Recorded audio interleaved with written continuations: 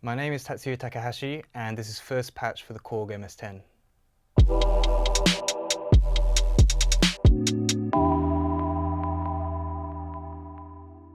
The Korg MS-10 is a monophonic analog synthesizer released in 1978. Equipped with a single VCO and a 32-note keyboard, it was conceived as a more compact version of the MS-20, meant to be accessible to all levels of musicians. One of its most popular features was the external input, which lets you filter other sound sources. The MS-10 can be heard in recordings by Autechre, The Chemical Brothers, Juan Atkins, Underworld and more.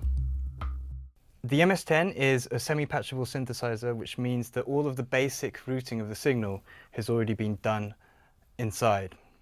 To get started with your neutral patch, we'll turn down all the knobs,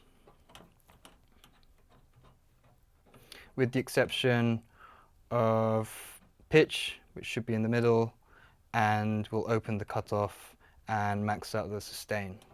We'll also choose the saw wave. So now we have the basic setting for a dry saw wave patch. We could develop the sound further by adjusting the envelope generator and tweaking the filter, but I'd rather show you a little trick that you can only do with the MS-10 and not with the MS-20 that really fattens out the sound.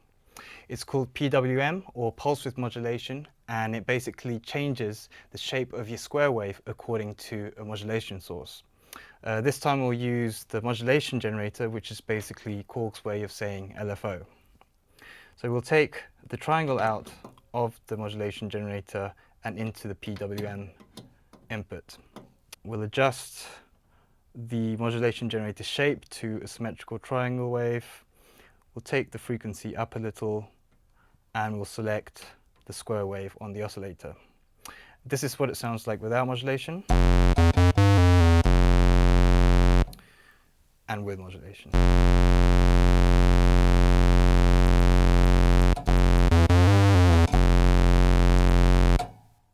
And that is your first patch for the Korg MS-10.